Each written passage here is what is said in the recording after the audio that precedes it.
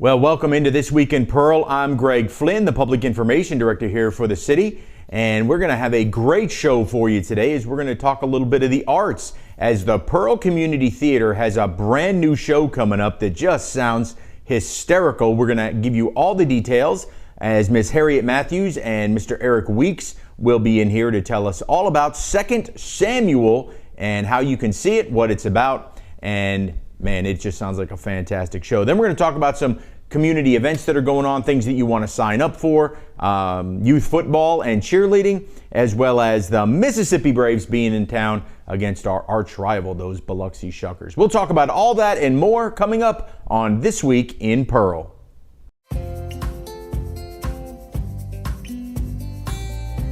Hello, I'm Mayor Wyndham, and I'm thrilled to show you the city creating its own future. Pearl is located in Rankin County, the fastest growing county in Mississippi, and there's no question why. Access to great schools, even better shopping, and unbridled beauty make Pearl a town that truly embodies its name. And with a truly exceptional team of first responders, public safety is another key component of our success. With fantastic housing opportunities from quaint suburban neighborhoods to gorgeous lakefront properties, there's a place for you here in Pearl. You can't beat the location. Right outside of Pearl is the crossroads of the South, where Interstate 20 meets Interstate 55. From here you can travel anywhere within the state or the country. Or you can choose to stay right here in Pearl to enjoy a Mississippi Braves baseball game or experience the small town atmosphere, community pride, and heart of the local residents. Well, welcome back into This Week in Pearl. I'm Greg Flynn, and we're now going to do a little refining of our tastes as we're going to talk about the Pearl Community Theater. And joining us now is Miss Harriet Matthews, who is the director of the new show, and Mr. Eric Weeks, who, if it has to do with theater, Eric is involved in it here in the city of Pearl. And, you guys have really revitalized the Pearl Community Theater scene. Kind of went quiet during COVID. But you guys have come back with a vengeance, haven't you? Yeah, we have. We're ready for the city to have a theater of its own. So we're here, and it's coming to fruition in a couple of weeks. Now, this is going to be the second show, actually, of the last couple of months. The first one was virtual, right? Only it was the Cabaret, I believe. Yes. It was. So how did it go virtually? It actually went really well, better than we thought. The show was, of course, directed by Jeremy Cooper, and we had various different people that performed, and it was a great little great first getting our feet wet, if you want to say that. But it was a great show. We had a good time, and now we're just really excited about being able to do a live in-person show for people to experience it, not just on their couches or in their recliners, but actually in a theater. So with other people. Yeah, with other people. So. Well, we're going to pop it up on the screen, and folks can see what this new show is going to be. It's called 2nd Samuel by Pamela Parker. It is directed by Doug Hutton and Ms. Harriet Matthews. It's going to run July 22nd to the 25th. Those first 3 shows will be at 7 p.m. and then on the 25th it'll be at 2 p.m. It's going to be at the Pirate Auditorium at 200 Marianne Drive. That's the theater that's kind of between the lower elementary and the junior high. So you can swing by there. General admission $10. Wow, how affordable is that for a theater production? $15 if you want to get real good priority seating. So why don't you tell us a little bit about it, this show, 2nd Samuel. 2nd Samuel. It's about a little fictional town in the state of Georgia. And truly the essence of the play is just about community building and everybody working together and the relationships that you have in a community, much like the city of Pearl. Doug Hutton, the president of our board of directors, along with our Harriet, our artistic director, he brought this play to the table. I mentioned it, and we read it, and we just truly fell in love with the text. Pamela Parker has done an incredible job of really honing in on what the essence of a community is. I think she's caught the South. This was a simpler time. It was right after World War II, and you see the people. You know these people. These are people that you have in your family. I mean, these are Southern people that we all know and love. Some not so much, but they come to a point where they have a problem in the town, and it's how they all come about facing it in the end and what they all end up doing that makes it an interesting and funny show. It is very funny. Lots of funny lines, lots of funny characters. We're having not a lot of trouble, but a little bit, because we want to keep it true to the time period. So we're trying to find 40s props. It's kind of hard to find an old Coke sign that you think you would be able to find them, but they're really expensive when you do. So we're trying to find a little bit of this and a little bit of that. And we have it's set in a beauty salon. And I don't know how you would explain the bait and brew. Bait and brew. It's just a local watering hole where live bait is also sold. They serve beer and bait. So there you go. You can fish and drink at the same time. Excellent. So anyway. And I believe we have a few of those in the state of Mississippi. Maybe so. Especially out by the reservoir. So. Well, it sounds like it's a lot of fun. What is? I just get in my mind when I think South, and you talked about a beauty salon. I just get Steel Magnolias pops into my head. Well, we when we read the play, one of the things, the parallels, where you can kind of see some of the characters that are similar to that, of which you can find in Steel Magnolias. But this particular play is just. It means a lot to us, and we've just had an incredible experience putting it on. I actually have the script here in front of me, and one of the things it says on the cover is "Laugh, be moved, but don't leave unchanged." And I think that's really strong, and I think it's strong that Pamela Parker decided to put that on her cover, because we hope that people come and laugh and enjoy the show, but also we hope that they don't leave unchanged. We hope that they Gives leave them something to think about. Yes, the show is definitely informative as well as it is entertaining, and so we're super excited that we have this opportunity to produce it. And just to remind you again, it is July 22nd through the 24th, the 25th. And I wanted to say something about priority seating, because I know some people may have some questions about that. It's not reserved. It's not reserved seating. It's kind of like Southwest Airlines. What we are doing is we're going to open the theater early for those who have priority seating, and they can choose whatever seat they would like. Oh, nice. And they can go ahead and find whatever area they You want. want to sit on the front row, or you want to sit on the back row? It's up to you. That's priority. If you're the Baptist, you're going to sit in the back, and if you're the Methodist, you'll sit toward the middle. Well, now, do they have to come to the show, or do we get a little inkling of what the town is facing as the foundation of this play? I can go ahead and tell you that one of the big things that the town is facing is Miss Gertrude, who is a dearly beloved character and a woman of the town, has passed away. Okay. And so the town is grappling with the loss of such a wonderful woman. And so that's a big part of the exposition and growing in Act 1. But that's about all I think I should give you right now. Yeah, you need to come and see all about Miss Gertrude. But she's well-beloved person in the town, and part of the set, which we are so very lucky, because we have a wonderful set designer. His name is Jimmy Robertson, and he's doing our set for us. And we have Miss Gertrude's home is on the set. We have the beauty salon, and we have the bake and brew. So it's all encompassed in this one stage. And to speak of Jimmy, that's one of the incredible things. Not only does the show itself lend itself to the essence of what a community is, but community theater has allowed us to bring so many different people together. We've got the director of theater from Hines, who is Allison Stafford, who's a part of the set. Part of their cast rather. And I've got former students who are getting to perform in the show from and from Thespian Troop 4537, and we've got students from Ridgeland High School, and so it's just the idea that we're able to cultivate that type of community within this show and within our community theaters.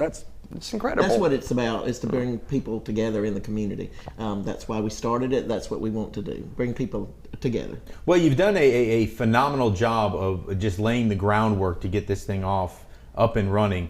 I know you just had a youth camp. We did. Why don't you tell me how that went? It went wonderfully. We had 51 campers. And it was just, again, it was a great combination of adults that came and helped be guides for the kids, and then we had teenagers, kids from the high school who came and donated their time, and they were the counselors for the kids. And then we had a show at the end of the week for the parents and families, and they thought it was fabulous. It was fabulous, but they thought it was great, and the kids had a good time. The parents loved it, and we're doing a children's show in October, so wonderful. It's something for them to come back and be a part of a show. We're going to do the Emperor's New Clothes, the musical, in October. Nice. And we're actually excited to announce that Cynthia Stewart, who also is in this cast, she will be directing the children's show, and auditions for that will actually be in August. I believe August 7th. August 7th, and we're going to have them at the Powered Auditorium. So if anybody's interested, just keep looking at our Facebook page. And I'm glad you said that. This particular show, we wouldn't really say it's for children. It does, touch on a couple of topics and has a few colorful language, intermittent throughout. Like I said, Steel Magnolias South. I would. It's not a children's show. I watch. It's not a children's show. But it's for adults. But it's a show for adults by adults, and we hope they enjoy it. But also we will have information coming soon at the show about auditions for Emperor's New Clothes.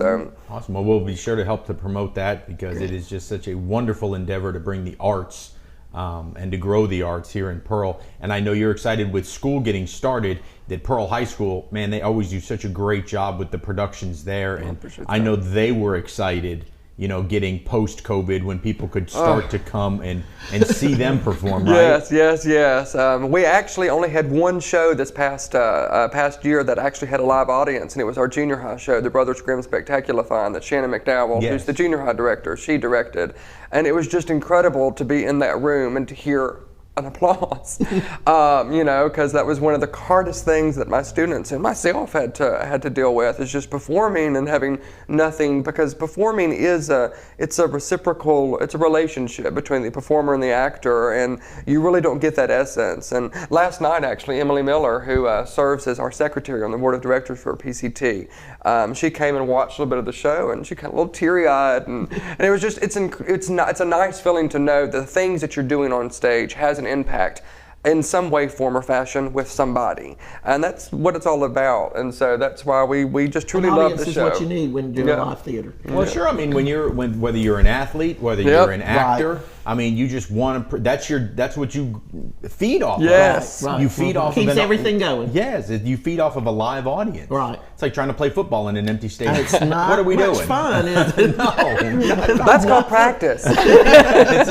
it. Yeah. Well, what is the best way for people to get tickets? Well, they can, if they would like, they can follow the link that I'm not sure if you have. There is a link on the poster which they can find on our Facebook page. Which and we'll be providing that to the folks Pearl too. Community Theater. If they go to the link, you can purchase tickets that way. It's very simple. But however, we are allowing for tickets to be sold at the door as well. Thankfully, because we are at the Powered Auditorium, it's been recently renovated. Thank you to Ray Morgina and the Pearl Public School District for allowing us to use it. But it does have a good number of seats, so we really aren't that worried if selling out. But they can go to that link, get their tickets. Again, they are $10 for general seating and then $15 for priority seating. All right. Well, we're going to pop that poster up one more time. The show, 2nd Samuel, it will be July 22nd to the 25th. Those first 3 shows at 7 p.m. On July the 25th at 2 o'clock in the afternoon, a nice matinee show for you to go catch. Again, the Pirate Auditorium is located on Marianne Drive, literally right between the junior high and the lower elementary. So very easy to get to, very affordable. And as I look on the poster now that I've gotten a little hint of what the show is about, I think that's why population went from 342 to 341. So I'm excited to see it, man. Thank you guys for coming in. We wish you nothing but success, and I'll definitely be going.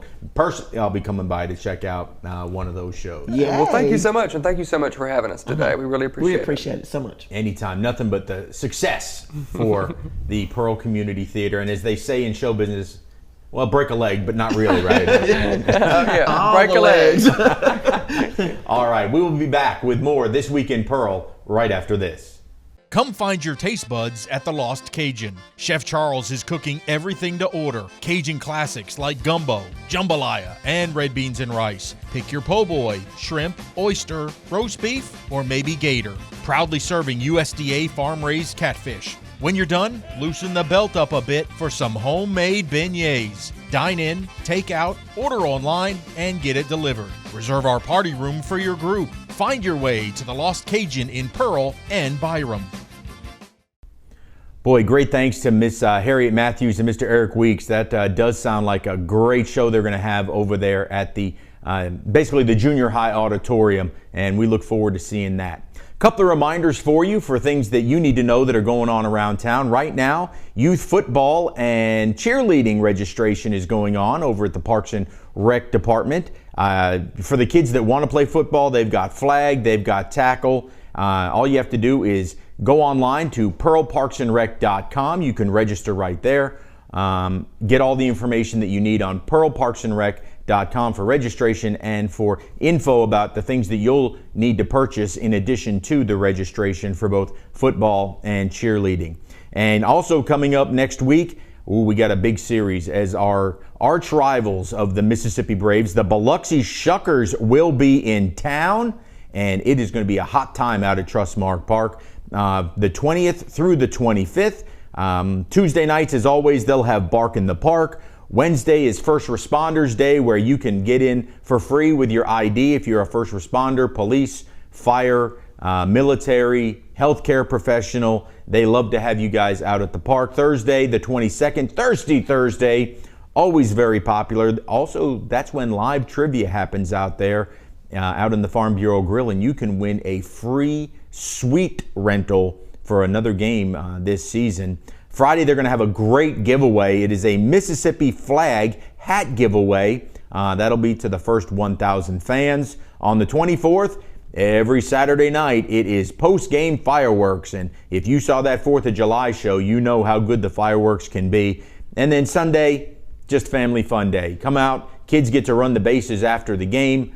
Just a great time. Great way to see baseball and to support not only Trustmark Park, but the entire city of Pearl, as our M-Braves, they are hot as they streak to try and stay in the playoff race. They're right now, tied for first place in the AA South. So a lot of great things going on here in the city. Again, check out the play, 2 Samuel, that's going to be going on over at the Pearl Auditorium. And get out, sign up for flag football, sign up for cheerleading. Hard to believe football season is just about here. We get kicked off next month in August. It's great to have football back. We use the summer to just get us through with baseball and all these other events just to get us to football season. So that is going to be a lot of fun. Well, I thank you for joining us on This Week in Pearl. I'm Greg Flynn. Remember, Pearl is a great place to live, work, and play, and it is why we are the jewel of the Crossroads.